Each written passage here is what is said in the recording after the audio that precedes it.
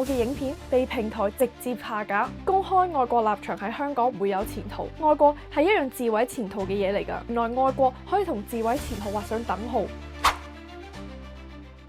大家好，我係心心，今日有啲特別，我想同大家分享兩件最近發生嘅事，唔算輕鬆，都令我有啲感觸。我覺得有必要講，因為呢兩件事其實係有關聯嘅，佢哋反映緊香港一個更深層次嘅問題。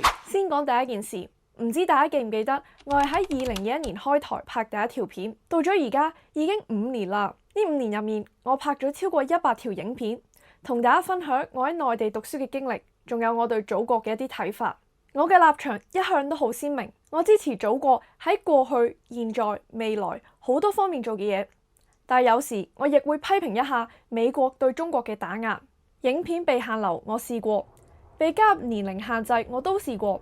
而且唔止一次添，但無論點都好，我嘅影片從來未試過被平台直接下架，一直都算係相安無事。直到今年4月，終於出現第一次，我第一次被平台直接下架一條影片。大家估唔估到係邊條呢？我相信應該冇人估到。今年2月11號，我發佈咗一條大概20分鐘嘅影片，題目叫做《出國留學還值得嗎》。內容好簡單。而家出國留學嘅成本越嚟越高，學費啊、生活費風險全部上升，但係整體性價比反而大幅下跌。所以我嘅觀點係，香港學生可以認真考慮返內地讀書。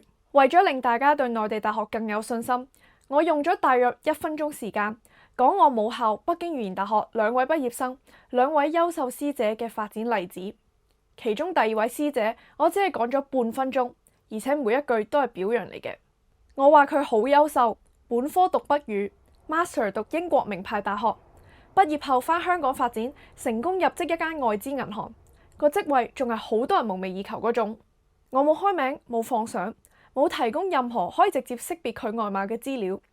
而我師姐本身唔係名人，咁即係話你睇完條片，就算喺街撞到佢，你都唔會知道我講緊嗰個係佢。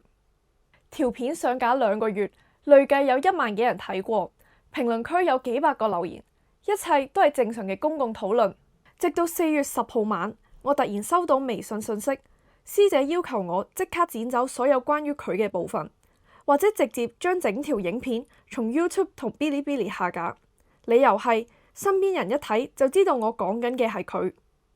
收到師姐信息嗰刻，我真係有啲震驚，因為我冇開名，冇放相。一間外資銀行每年有咁多新人入職。一間大學每年又有咁多畢業生，師姐本身又唔係公眾人物，理論上根本冇可能有人單憑條片就知道我講緊嘅係佢。師姐其實從來都冇提供過完整履歷俾我，佢只係同我講過佢喺邊度讀 Master， 同埋準備申請2份工，就係咁簡單。之後2份工都俾咗 offer 佢，同佢揀咗入職外資銀行呢件事，我都係喺佢微信朋友圈見到。咁即係話呢個消息本身係佢自己公開發布，我見到嗰刻仲即刻發微信恭喜佢。至於收入方面，師姐更加係從來冇同我講過。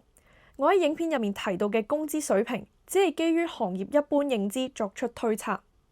換句話講，我冇爆料，冇話隱私，冇披露任何內幕，我只係引用咗佢曾經半公開發布過嘅資訊。雖然我認為自己完全冇做過揭露私隱嘅事，但係當晚我都即時向佢道歉同解釋嗰段半分鐘影片嘅原意。我話我純粹係想表揚佢，同埋為母校做一個正面宣傳。第2日4月11號，我周圍問朋友，想確認一件事，到底我冇侵犯私隱，需唔需要主動將影片下架？結果我問翻嚟嘅答案幾乎全部一樣，條片冇理由有問題。但係到咗4月13號，我突然收到 YouTube 通知，話收到法律投訴，要求我刪除相關內容。我當時第一個反應係，如果連平台都提出要求，我唯有照做啦。不過嗰陣時，我啱啱同朋友喺外面食緊飯，所以諗住等返到屋企先慢慢剪輯同埋修改。點知幾個鐘頭之後，條片直接被移除，冇修改機會，冇緩衝時間，留言區所有討論一次過消失。呢樣其實都係我最唔開心嘅嘢。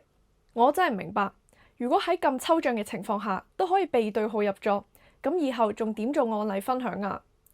乜 YouTube 唔係一直鼓勵創作者要做多啲資訊分享，多啲公共討論嘅咩？呢件事令我唔開心嘅係，首先一條20分鐘嘅影片被投訴一下，平台就要我刪除內容。當我決定要修剪嘅時候，平台又冇俾足夠時間我去做呢樣嘢，一下子就將我條片下架。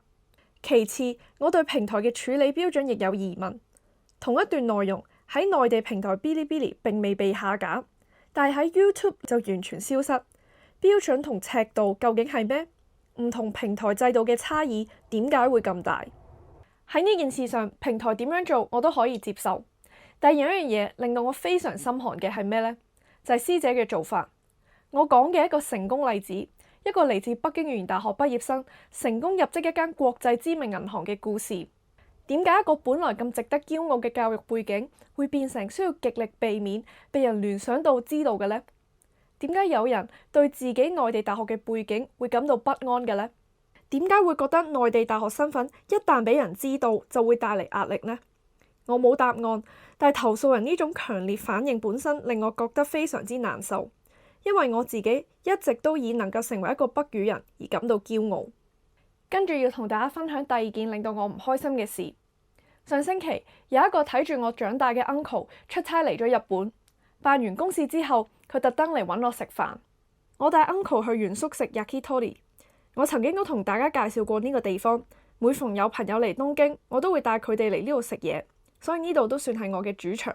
呢位 uncle 同我爸媽交情好好，由細到大佢都對我好好。細個嘅時候仲成日教我做人道理。嗰晚開始嘅時候，佢仲係好開心，一路讚我，話睇住我一路成長，由去內地讀書到考入北大，再攞獎學金嚟東大。佢話我做得好好，本來應該前途無可限量。講到呢度，佢停咗一停，話題開始變得嚴肅，然後同我講，問題就出喺你個 YouTube 頻道。我個 YouTube 頻道？我唔明白喎。跟住佢就開始解釋俾我聽。佢話如果我拍片只係分享內地讀書同生活，講下見聞，其實冇問題。但問題係我將自己嘅愛國立場完全擺上台。我講中國咩都好，我批評西方，我公開表態支持國家。Uncle 話我將自己變得咁紅，喺香港係唔會有人中意㗎。Uncle 話咁樣落去，你畢業返香港，冇人會請你，包括香港政府在內都唔會要你㗎。香港人會寧願揀一個崇洋嘅，都唔會揀一個立場鮮明、好親中嘅。我一路聽佢講，心一路往下沉。我真係冇諗過佢突然會同我講呢啲嘢，但係我都冇反駁佢，因為我都想虛心聽下佢嘅意見同批評。Uncle 話佢已經同我爸媽講過好多次，叫佢哋勸我適可而止，唔好再拍片叫人愛國。但我爸媽每次都同佢解釋好多嘢，亦應該冇將佢嘅說話話俾我聽。所以今次就趁我父母唔喺度，佢特登約我出嚟，直接同我講。佢話愛國唔係唔可以，但要收埋喺心入面，盡量唔好俾其他人知道。因為喺香港公開呢種立場一定好蝕底。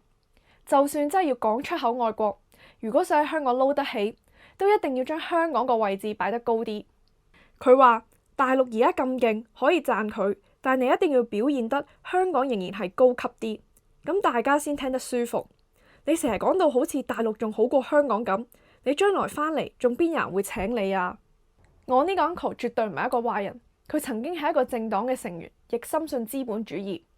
佢成日講做人最緊要識得揾錢，後生仔女要實實際際腳踏實地努力揾錢，唔好浪費青春喺啲無謂嘅地方。佢話冇人會好似我咁蠢，盲目咁去愛國。你而家成日講到大陸咩都好，講到自己好似好想做大陸人一樣，咁樣係唔得㗎。你講嘢係要有技巧，喺香港先有運行。Uncle 話講愛國就一定牽涉到政治，問我有冇見過一個冇背景嘅人咁企出嚟做我做緊嘅嘢。喺香港願意企出嚟講愛國同批評西方國家嘅，全部都係搞政治或者有政治背景嘅人。冇人好似我咁蠢，喺冇利益下去做呢樣嘢。佢話香港搞政治嘅人都好 smart， 好識得走位嘅。就算返大陸讀書，都係講係一種犧牲。本來有英國名校收咗，都唔去讀，亦會講因為返大陸讀書，自己變得大陸晒。仲有問我最近有冇睇到有議員都企出嚟話，部分內地人係需要再教育。搞政治嘅專業嘅，講嘢嘅時候都會識得將香港個位置擺高啲，然後貶低大陸少少，咁香港人先會聽得舒服。問我點解會咁蠢，咁都唔知，做咩都話大陸係最好。Uncle 話我啲反美反西方言論完全唔合香港人嘅情感，因為香港有好多家庭都同呢啲地方有緊密聯繫，好多人喺外國留學翻嚟，所以唔會 buy 我呢一套。佢認為香港唔需要有抱負嘅年輕人，只需要有香港價值觀嘅人。我問咩叫香港價值觀呢？佢話就係香港所有嘢都係最好嘅，香港人質素最好，效率最好，嘢食最好，交通最好，大學最好，所有嘢都係最好，大陸始終比唔上。嗰一晚我哋傾咗2個幾鐘頭，我都係第一次喺呢間串燒店坐咁耐。我哋傾咗好多嘢，我將能夠講嘅整理咗喺度同大家分享，有啲比較敏感嘅內容就等遲啲有機會嘅時候再講俾大家聽。Uncle 強調公開外國立場喺香港唔會有前途，由過去到而家都一樣。外國係一樣自毀前途嘅嘢嚟㗎，外資機構唔會要你，怕咗你，連政府都唔會要你㗎。跟住佢問我有冇睇到最近張敬軒嗰單新聞。張敬軒之前有幾黃，大家都知。第一道歉，政府就即刻重用佢，俾機會佢。而外國嘅藝人又係點呢？只要你一表明呢個立場，即刻冇人會揾你拍戲。佢話我睇落好似好醒目咁，但係點解會睇唔到呢啲嘢呢？Uncle 話佢唔想睇住我一步一步咁衰落去，所以一定要提醒我，外國喺香港一定係冇前途㗎。佢話仲有1年多啲我就畢業，我應該而家即刻停咗個頻道佢，唔好再拍片，仲要慢慢將啲舊片全部落架，唔好留低任何記錄。等到畢業之後，就正正經經揾份好工，再努力爬上去，賺多啲錢，好好報答父母。呢條先至係我應該行嘅路。最後佢叫我返去自己好好諗清楚，做呢個愛國頻道到底為咗乜，值唔值得做落去？老實講，嗰晚 Uncle 講嘅説話，雖然我係唔同意嘅，但確實有啲打擊到我。之後嗰幾日，我都俾佢搞到個心有啲亂。一邊係 Uncle 講嘅一番説話，話我一直喺度自毀前途；另一邊係北語師姐嗰件事，佢因為唔想俾人知自己係北語畢業，投訴平台將我條片落架。2件事加埋，我真係第一次好認真咁問自己，愛國喺香港係咪一件錯事呢？我係咪真係喺度自毀前途呢？好多人講香港啲有錢人、老闆甚至係政府圈子都唔中意人講愛國，其實我係知道嘅，但係呢樣嘢好大程度上係歷史遺留落嚟嘅問題。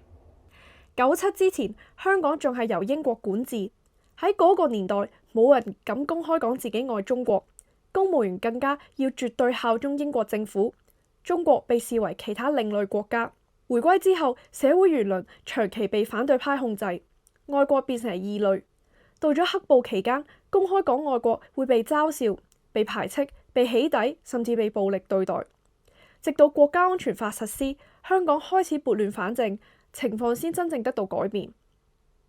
香港其實就好似一個曾經被賊人劫走嘅孩子一樣，雖然而家已經翻返去母親懷抱入面，但因為之前實在分開得太耐，就算而家係翻埋一齊，中間仍然有一層隔膜，需要通過時間慢慢將佢消除。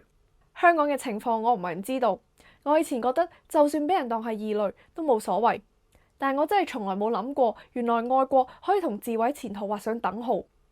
嗰晚之後，我反反覆覆去諗呢幾年自己做過嘅嘢、拍過嘅片，我好認真再問自己一次，我到底有冇做錯？如果愛國一定要收埋，咁愛國仲算唔算係一種價值呢？如果每一代香港人都因為驚冇前途而選擇沉默，咁我哋仲點對得住嗰千萬萬個為國家發展默默付出，甚至係犧牲性命嘅中國人呢？香港已經回歸早過29年，國家實力比以前任何時間都更加強大。如果到咗今日都仍然唔可以堂堂正正講一句我愛呢個國家，咁究竟要等到幾時先可以呢？唔通香港要永遠停留喺以前嗰種格局，永遠都唔可以同祖國嘅心真正連埋一齊？之後我打電話俾阿爸媽，同佢哋講翻 Uncle 同我講嘅呢一番說話。阿爸聽到之後即刻提醒翻我，愛國係人生嘅頭等大事，千祈唔好俾啲雜音影響到自己嘅信念。父母叫我要永遠記住自己曾經為 CGTN 拍過一條影片，叫做有國才有家。只要可以影響到一啲人，就算一啲睇落微不足道嘅嘢，就算只係拍一條片，都應該繼續做落去。聽到父母咁樣講，能夠得到佢哋嘅諒解同支持，我個心終於可以安定翻落嚟。如果你哋要問我點解我要搞個頻道出嚟，我一直覺得呢個就係我嘅使命。到咗今日，我呢份使命感比以前變得更加強。我係一個土生土長嘅香港女仔，先喺香港受教育，之後去內地讀大學，國家仲送我去日本讀書。我真真正正享受過香港同內地兩個地方帶俾我嘅機會，同埋好多實實在在嘅好處。正正因為係咁，我更加覺得自己有責任為呢兩個地方做多啲嘢。而喺呢一刻，我能夠做到嘅就係繼續透過影片嘗試改變部分香港人，特別係年輕人對內地嘅一啲偏見同埋根深蒂固嘅睇法。我真心希望可以出一分力，幫助消除香港同內地之間最後嗰層隔膜。睇到呢度，或者你會話外國會自毀前途嘅喎，乜你唔怕咩？我而家可以好清楚咁話俾大家聽，我唔怕。首先，愛國本身就係一種發自內心、自己都控制唔到嘅嘢。呢樣嘢唔需要讚賞，唔需要回報，亦唔需要利益。只要你認定咗，就自然會去做，冇任何嘢可以阻擋到你。黑暴期間，馬蹄路一個我最敬佩嘅藝人，為咗阻止暴徒破壞中銀櫃員機，當街俾人襲擊，搞到面同頭受傷，要縫10幾針，之後仲俾部分反中媒體抹黑攻擊。不過佢一直冇放棄，咁多年都堅持自己嘅信念，用行動話俾大家知，真正嘅愛國係可以喺壓力之下都夠膽企出嚟。第二，我唔相信香港會永遠停留喺原地，我相信香港政府同社會其實一直喺度努力緊去改變而家嘅情況。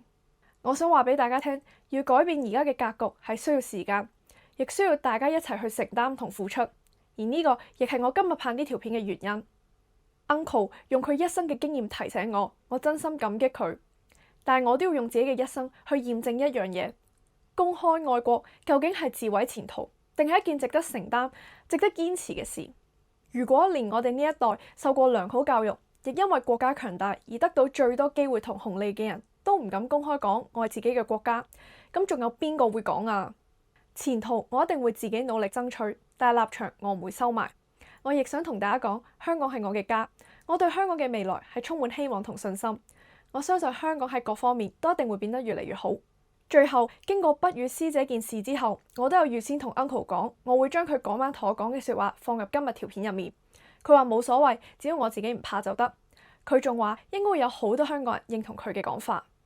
我相信 Uncle 講嘅嘢可能得到唔少人認同，但我亦都相信一定會有人明白我、支持我。今日條片就嚟到呢度，多謝大家收睇，我哋下條片再見，拜拜。1937年，華北，一條普通的戰壕，一群年輕的士兵正準備發起一場或許沒有歸路的衝鋒。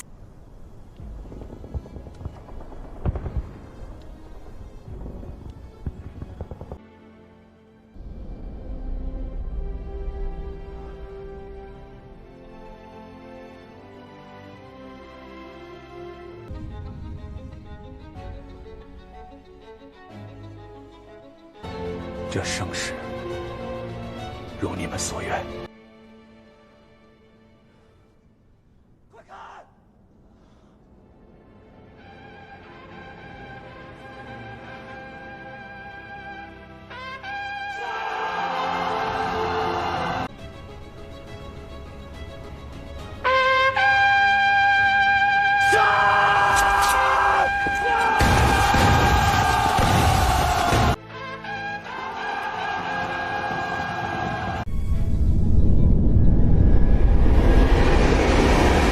他们看到了一个他们无法想象的中国。